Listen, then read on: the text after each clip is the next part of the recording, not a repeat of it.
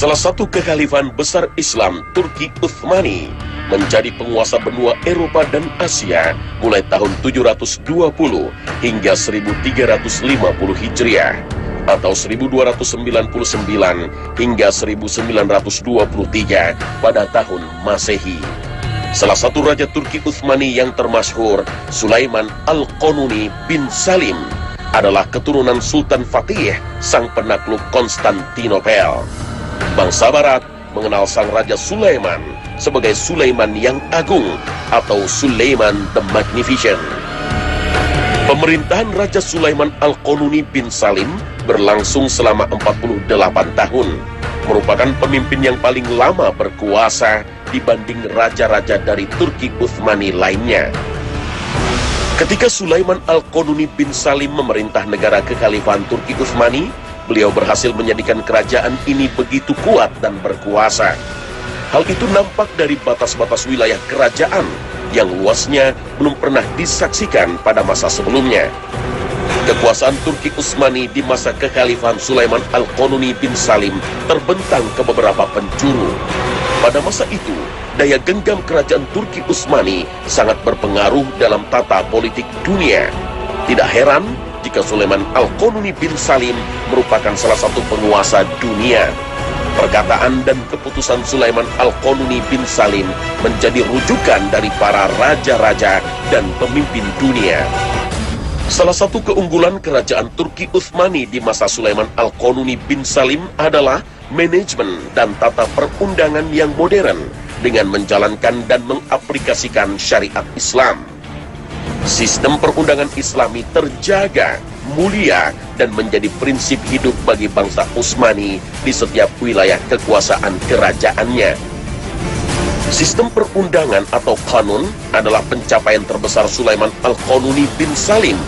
Dari sinilah nama Al-Qanuni menjadi bagian dari identitas beliau. Selain itu, ilmu pengetahuan dan sastra begitu maju, diikuti oleh perkembangan arsitektur dan pembangunan.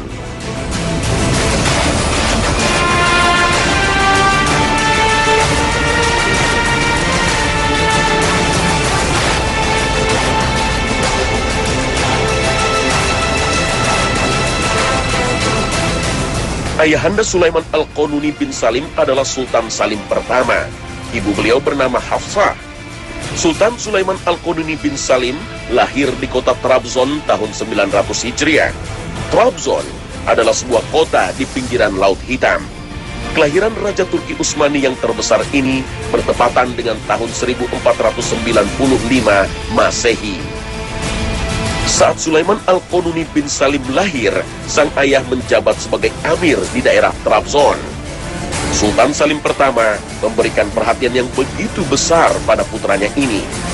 Semenjak belia, Sulaiman Al-Qanuni bin Salim mendapatkan pendidikan yang membuatnya mencintai ilmu pengetahuan, dunia sastra, serta mencintai ulama, para ahli fikih, dan sastrawan.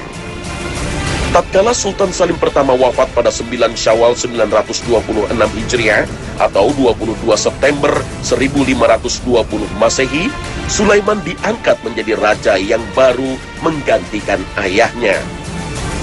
Sebagai pemegang amanah utama segala urusan negara, kedudukan Sulaiman Al-Qanuni bin Salim memainkan peranan utama dalam dunia politik. Saat naik tahta, beliau menyampaikan sebuah pidato pertama yang mengguncang dunia. Karena di saat pelantikannya, Sulaiman Al-Qanuni bin Salim membuka khutbahnya dengan membaca surah An-Naml ayat ke-30. Innahu min Sulaiman wa innahu bismillahirrahmanirrahim. Selama masa pemerintahannya, Sultan Sulaiman Al-Qanuni bin Salim benar-benar total memenuhi hari-harinya untuk bertanggung jawab sebagai kepala negara. Di awal pemerintahannya, ia berhasil memperluas pengaruh kerajaan. Pasukannya berhasil mengalahkan pihak asing yang hendak mencampuri urusan kerajaan. Sultan Sulaiman Al-Qanuni bin Salim mampu menertibkan wilayah yang hendak melepaskan diri dari otoritas Turki Utsmani. Para musuh politiknya mengira dengan kondisi usia Sultan Utsmani Al-Qanuni bin Salim yang masih sangat muda, yaitu 26 tahun, menjadikannya lemah. Dan ini merupakan kesempatan yang tepat untuk mewujudkan ambisi dan keinginan mereka untuk memberontak. Ternyata, hal itu tidak semudah seperti yang mereka sangka. Di usia belianya, Sultan Sulaiman Al-Qanuni bin Salim telah memiliki kekuatan dan kematangan dalam memimpin negara dan bangsanya. Sultan Sulaiman Al-Qanuni bin Salim berhasil memadamkan api pemberontakan yang dikobarkan oleh Janbirdi Al-Ghazali di Syam, lalu Ahmad Basha di Mesir, dan seorang berakidah Syiah yang bernama Qulandar Jalabi di daerah Konya dan Kahraman Maras. Qulandar berusaha menguasai kerajaan Turki Utsmani yang berakidah Ahlus Sunnah wal Jamaah sesuai akidah Sulaiman Al-Qanuni bin Salim. Dalam proses revolusi dan pemberontakannya, Qulandar mengerahkan 30.000 pengikutnya. Mereka berupaya untuk menggulingkan dan melengsarkan Sultan Sulaiman Al-Qanuni bin Salim dari tahta kerajaan, serta mengganti akidah kerajaan dari Ahlus Sunnah wal Jamaah menjadi Syiah.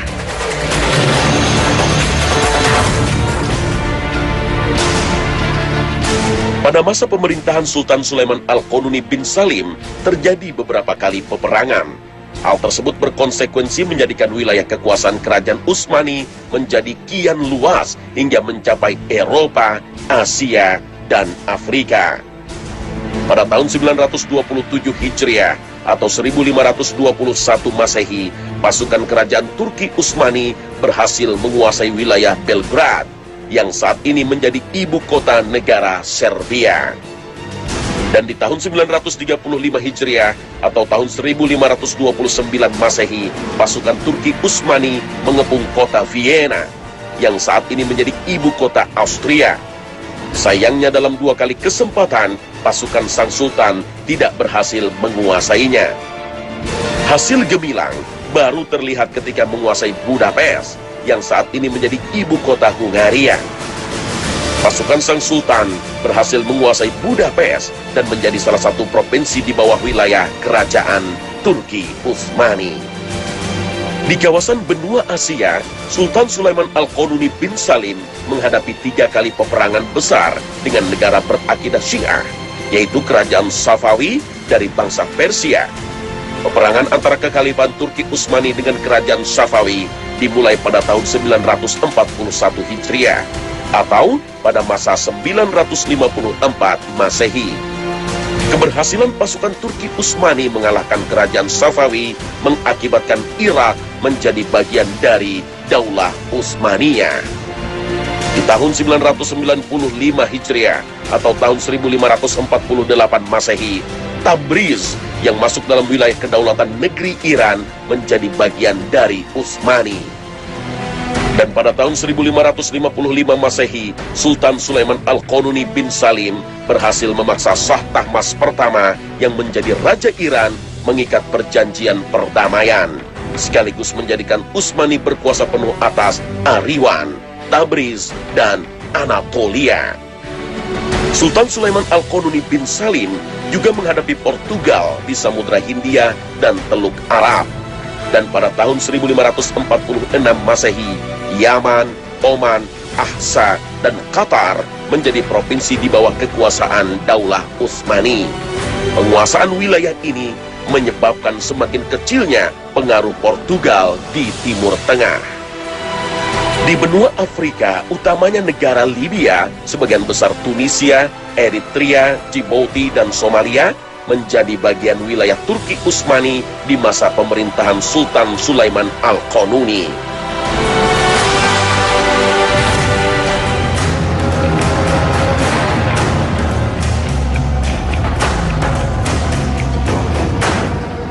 Pada masa Sultan Sulaiman Al-Qanuni bin Salim, kekuatan maritim pun kian diperkokoh. Panglima Angkatan Laut di masa kerajaan di masa pemerintahan Sultan Sulaiman Al-Qanuni bin Salim adalah Khairuddin Barbarossa. Dialah laksamana terkuat pada zaman itu yang menjaga wilayah kekuasaan Islam Turki Utsmani dari gangguan negeri Portugal. Laksamana Barbarossa adalah seorang panglima angkatan laut Utsmani yang tangguh.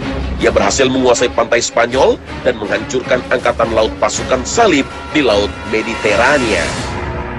Laksamana Khairuddin Barbarossa memiliki peranan yang signifikan dalam membantu Sultan Sulaiman menghadapi orang-orang Spanyol.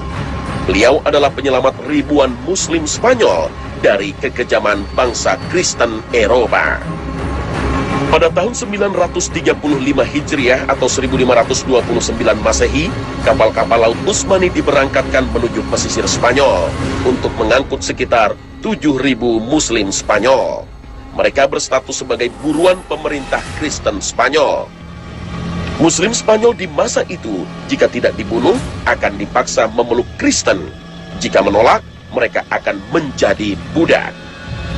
Sultan Sulaiman Al-Qanuni bin Salim juga mempercayakan Laksamana Khairuddin Barbarossa untuk menghadapi serangan orang-orang Spanyol di Laut Mediterania. Dalam perang ini, Spanyol menderita kerugian yang sangat besar karena kalah dalam pertempuran tersebut. Dan penderitaan terbesar aliansi Kristen adalah dalam Perang Preveza pada tahun 1538 Masehi.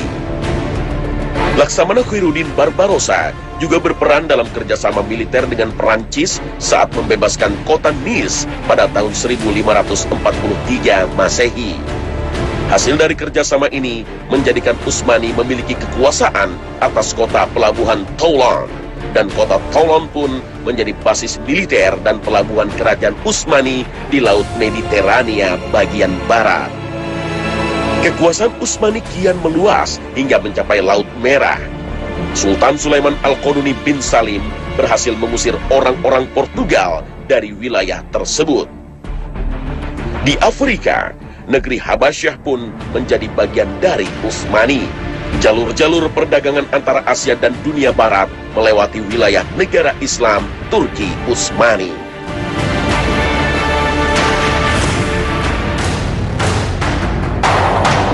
Pengaruh kerajaan Turki Utsmani bukan hanya pada perluasan wilayah keislaman semata, namun juga pada perkembangan peradaban. Selain sebagai kepala negara, sesungguhnya Sultan Sulaiman Al-Qanuni adalah penjaga dua kota suci, Makkah dan Madinah Al-Mukarramah ketika itu. Tak heran jika torehan karya anak bangsa Turki Utsmani masih bisa kita temui pada bentuk arsitektur Masjidil Haram dan Masjid Nabawi saat ini. Sang Sultan yang menjadi sosok pemimpin bangsa adalah juga sosok yang mahir dalam bersyair, menulis kaligrafi, dan menguasai beberapa bahasa timur. Sultan Sulaiman Al-Qanuni juga suka dengan batu mulia, mendalami arsitektur dan konstruksi bangunan. Hal ini berdampak pada pembangunan di seluruh wilayah kerajaannya. Sultan Sulaiman Al-Qanuni membangun beberapa bangunan utama seperti benteng di Rhodes, Belgrade, dan wilayah Iran. Sultan Sulaiman Al-Qanuni juga membangun masjid-masjid di wilayah Aden, Yaman, dan Al-Qanatir Al-Khairiyah, Mesir, serta di berbagai penjuru wilayah Turki Utsmani, khususnya di Damaskus, Mekah, dan Baghdad. Sultan Sulaiman Al-Qanuni juga menunjukkan seni arsitektur pada bangunan-bangunan di ibu kota dan berbagai daerah. Seorang sejarawan yang bernama Jamaluddin Falih Al-Kailani mengatakan, masa kepemimpinan Sultan Sulaiman Al-Qanuni merupakan masa keemasan Daulah Utsmani, karena pada masanya Turki Utsmani menjadi satu-satunya negara adidaya di muka bumi dan memiliki dominasi kekuasaan di Laut Mediterania. Pada masa pemerintahan Sultan Sulaiman Al-Qanuni juga muncul arsitek-arsitek ulung dalam sejarah Islam. Salah satunya adalah Sinan Basha yang berperan besar dalam pembangunan kerajaan Turki Utsmani. Sinan Basha juga yang memberikan sentuhan khas akan arsitektur Utsmani, sehingga orang dengan mudah mengenal bangunan-bangunan Utsmani. Arsitek lainnya adalah Mimar Sinan. Ia membangun Masjid Sulaiman Al-Qanuni atau dikenal juga dengan Jami' As-Sulaimaniyah di Istanbul pada tahun 964 Hijriah atau 1557 Masehi. Masjid Sulaiman Al-Qanuni adalah salah satu bangunan terbaik yang dibangun oleh seorang arsitek Islam yang bernama Mimar Sinan.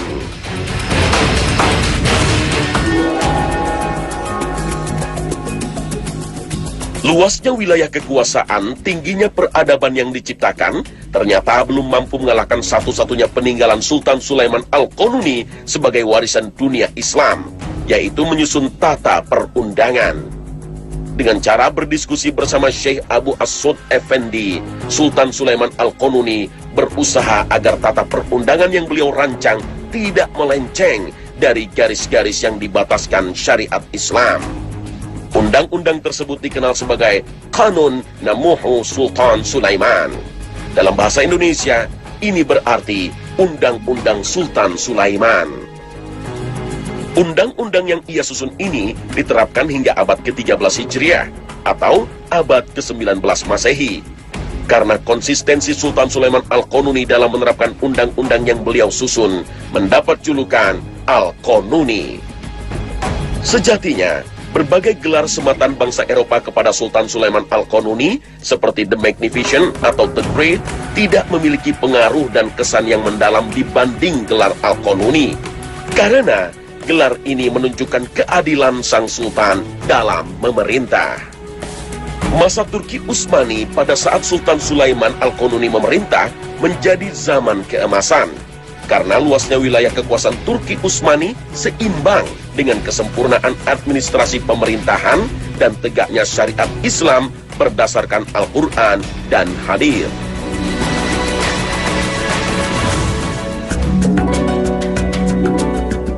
Di penghujung usianya, Sultan Sulaiman Al-Qanuni bin Salim menderita sakit artritis atau sakit pada persendian alias encok. Penyakit ini membuat beliau tidak mampu mengendarai kuda, dan Sultan Sulaiman Al-Qanuni bin Salim memiliki usia yang cukup panjang hingga mencapai 74 tahun. Saat Sultan Sulaiman Al-Qanuni bin Salim mengetahui orang-orang Kristen Eropa berada di garis perbatasan negeri kaum muslimin, beliau tetap berdiri, berjihad, memimpin pasukannya. Padahal saat itu, beliau sedang menderita sakit yang cukup parah. Sultan Sulaiman Al-Qanuni bin Salim berangkat menuju Medan Laga pada tanggal 9 Syawal 973 Hijriah atau 29 April 1566 Masehi. Saat sampai di kota Zigetvar, Hungaria, sakit yang beliau derita pun bertambah parah. Para dokter kerajaan telah menasihati agar Sultan Sulaiman Al-Qanuni bin Salim tidak berangkat ke medan jihad. Para dokter berharap sakit yang beliau derita dapat sedikit reda, bahkan sembuh total. Namun, Sultan Sulaiman Al-Qanuni bin Salim menjawab nasihat dokter dengan jawaban yang diingat oleh sejarah. Aku lebih senang wafat dalam keadaan berjihad di jalan Allah. Sultan Sulaiman Al-Qanuni bin Salim pun mengepung kota Zigetvar. Setelah 2 minggu mengepung, pasukan Islam mampu mencapai garis depan dan pertempuran pun pecah. Cuaca yang dingin dan kekuatan besar Kristen serta semangat tinggi mereka untuk mempertahankan benteng menjadikan perang itu sebagai perang terberat yang dihadapi umat Islam. Peperangan dan pengepungan terus berlangsung hingga genap 5 bulan. Kekhawatiran kaum muslimin pun kian meningkat karena sulitnya menaklukkan benteng Zigetvar ini. Di sisi lain, sakit Sultan Sulaiman Al-Qanuni bin Salim bertambah parah dan ia merasakan bahwa ajalnya telah dekat. Sultan Sulaiman Al-Qanuni bin Salim pun merendahkan dirinya kepada Allah Ta'ala. Beliau berkata, "Ya Allah, penguasa sekalian alam, berilah kemenangan kepada hamba-hambamu umat Islam. Tolonglah mereka dan berilah nyala api pada orang-orang kafir ini." Allah Ta'ala mengabulkan doa Sultan Sulaiman. Salah satu peluru meriam umat Islam menghantam gudang mesiu pasukan kafir. Ledakan dahsyat pun terjadi. Benteng bangsa Kristen pun jebol. Umat Islam pun menyerang habis-habisan. Dan pada akhirnya bendera Sulaimaniyah berhasil berkibar di puncak benteng. Betapa gembiranya Sultan Sulaiman Al-Qanuni bin Salim dengan kemenangan tersebut. Beliau memuji Allah atas nikmat yang agung ini. Lalu Sultan Sulaiman Al-Qanuni bin Salim berkata, "Sekarang, selamat datang wahai kematian. Selamat datang kebahagiaan, kemenangan, dan semoga menjadi kemenangan yang abadi. Berbahagialah jiwa yang ridha dan diridhai, yaitu mereka yang Allah ridhai dan mereka juga ridha kepada Allah." Sultan Sulaiman Al-Qanuni bin Salim wafat pada tanggal 20 Safar 974 Hijriah atau 5 September 1566 Masehi. Putra mahkota Sultan Salim II mendapatkan kabar wafatnya Sultan Sulaiman Al-Qanuni bin Salim dari Muhammad Pasha. Sultan Salim II berangkat menuju Sigetar untuk menjemput jasad sang ayah. Ia membawanya kembali menuju Istanbul. Bagi barisan umat muslim, hari itu adalah hari yang penuh duka cita. Umat Islam merasakan kesedihan dan kehilangan yang sangat mendalam.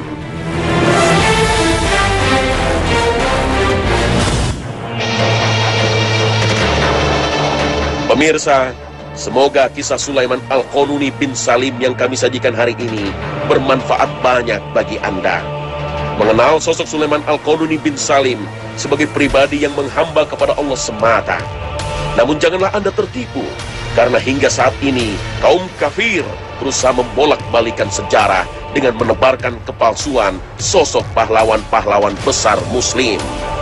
Inilah kisah sebenarnya dari Sulaiman Al-Qanuni bin Salim, seorang raja masyhur yang berjasa besar bagi perkembangan peradaban Islam.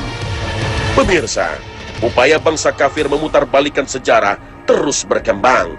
Tidak hanya kisah Sulaiman Al-Qanuni bin Salim yang hancur dan diputarbalikkan.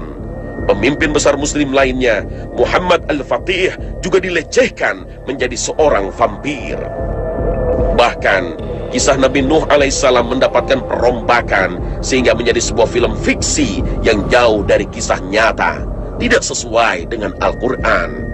Dan kini, Nabi Musa alaihissalam juga menjadi sasaran pencitraan fiksi atas perjuangan dakwah dari seorang nabi utusan Allah. Saat ini, sebagai sebuah bangsa, kita harus kritis. Penayangan kisah Sulaiman Al-Qanuni bin Salim hari ini bukan untuk membangkitkan euforia Islami di masa lalu. Khazanah menayangkan kisah Sulaiman Al-Qanuni bin Salim untuk menjadikan kita belajar sejarah peradaban Islam dengan sebenar-benarnya. Bukan dari sebuah tayangan fiksi yang berniat melecehkan dan merendahkan perjuangan seorang pejuang agama Allah. Pemirsa, sudah saatnya kita memilih referensi yang tepat agar belajar sesuai dengan maknanya, yaitu sebagai sebuah pelecut semangat agar kejayaan di masa lalu mampu terwujud di masa depan. Bangsa Muslim Indonesia harus belajar banyak dari sejarah dari era dakwah Rasulullah Shallallahu Alaihi Wasallam hingga ke masa kekhalifahan Islam.